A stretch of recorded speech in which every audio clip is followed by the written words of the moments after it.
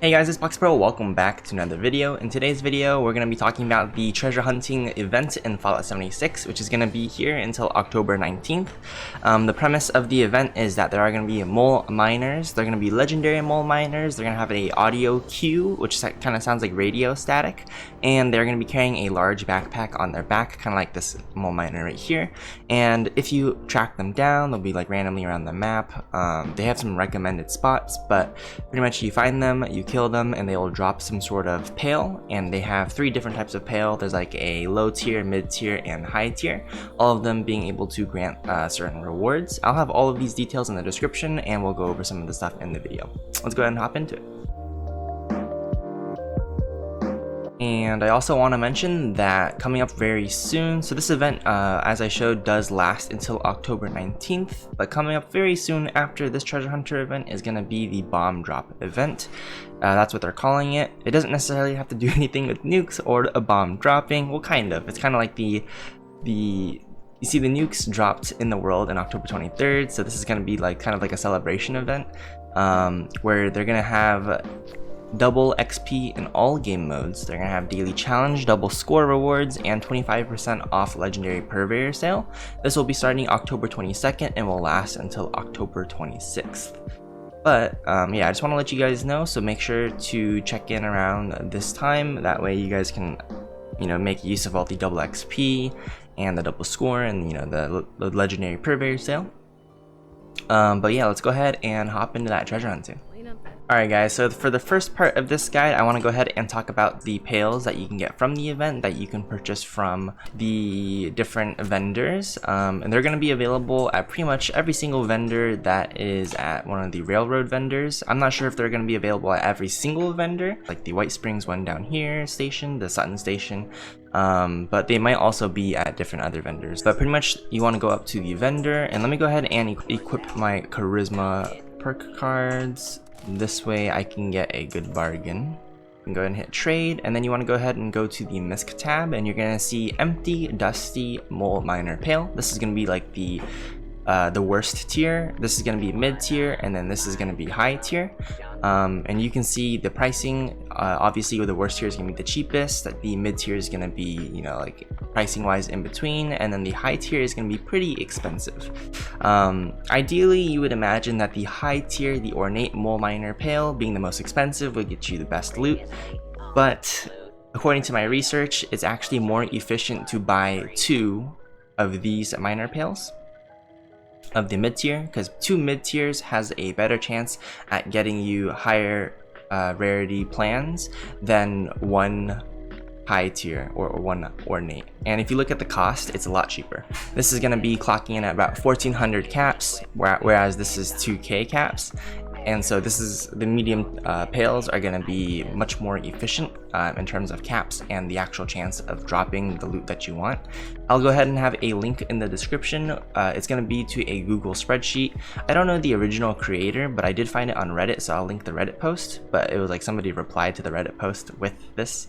But it pretty much details all of the drop chances and all of the possible drops from these pails. And they also mention that it is more efficient to get 2 medium pails if you're going to be buying them.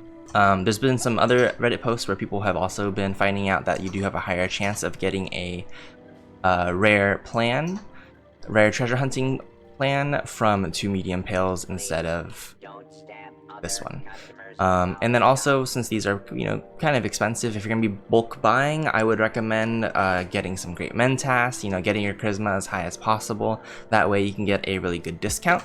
There is a minimum of how much they can cost. So the cheapest that this Google spreadsheet says the medium pail will be 656 caps. So the cheapest will be 219 caps for the worst tier, 656 caps for the mid tier, and 1925 caps for the third tier. That's pretty much like how low it'll go with your charisma, or the lowest. But yeah, I'm gonna go ahead and buy 2 of these. So the only way I would be able to buy 2 of these is you're gonna have to server hop and go to the vendor again in order for them to refresh. There we go, vendor bot trader.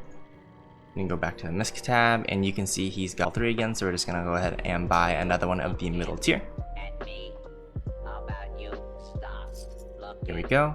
And so he's out. It could be annoying to constantly server hop for the same vendor, but pretty much all faction-based vendors on the map will have 3 pails. So I believe like right now I'm at this guy. I bought one from him, server hopped, bought a second one from him. But if I were to like, let's say, go down to the White Spring Station. Alright, we can go to his MISC tab and you'll see that he actually has... He's got 2 of these pails actually. He's got a little bit more. So you want to go ahead and head over to all these different vendors and you'll be able to buy them. But you can see he's actually got 2 of each for some reason. But his inventory of pails is going to be different from the previous vendor.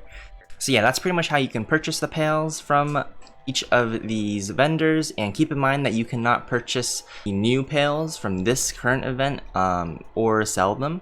So if you see a pail in a player's vendor, it is going to be from the last event, and it's gonna have a different loot table, and they look identical, so it's gonna be kind of hard to tell. But just know that you probably don't want to be buying pails from player vendors unless you want to get loot from the last event. But yeah, let's go ahead and head over to a crafting station. I'll show you guys how to actually craft the empty pails into the loot. I'm at my camp. We're gonna go ahead and head to a tinker's workbench, but let me exit my power armor really quick. One thing to note is that while crafting these pails, they are unaffected by perk cards like Super Duper, so you're not gonna be able to get 2 pails for 1. But you want to go ahead and once you're in this workbench, you're gonna go to the chest tab. And you can see right here, there's going to be all 3 tiers. The first one is going to need 6 screws, 20 steel, and one of the worst, and then a low quality pail in order to craft 1 low quality pail. The next one is going to need 6 screws, 5 silver, 5 spring, and 20 steel, and that will craft you just a regular like a medium pail. And then to craft the ornate, you're going to need 5 gold, 6 screws, 5 silver, and 5 springs. And then you're also going to need a ornate mole miner pail. But keep in mind, according to my research at least, that this is not very efficient in terms of drop rate and drop chance, and the cost. It's not efficient at all for your caps.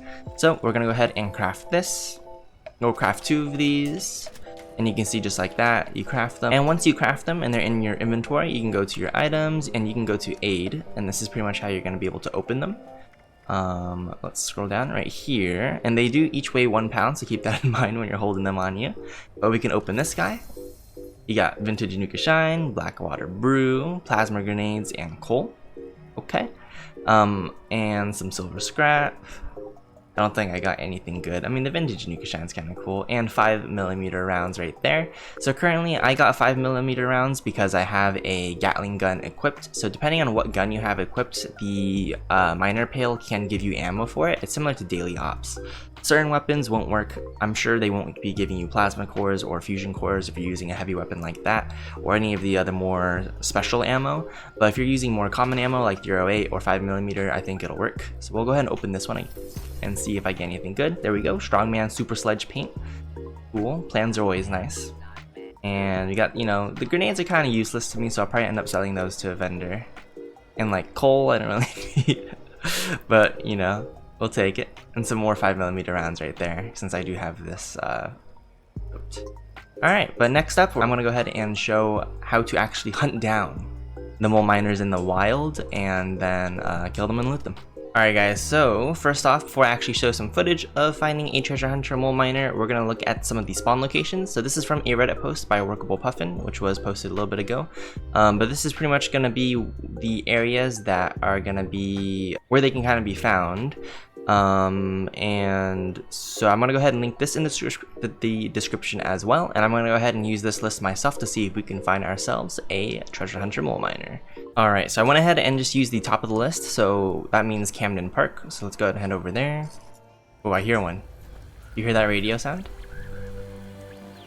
Ooh, yes, there's definitely one around this corner. Oh, there you go. So you can see he's legendary, and they do run away from you. They don't really fight. I guess this one's glowing green. He's got a big backpack with the little radio audio on there. Oh, there's 2 of them here.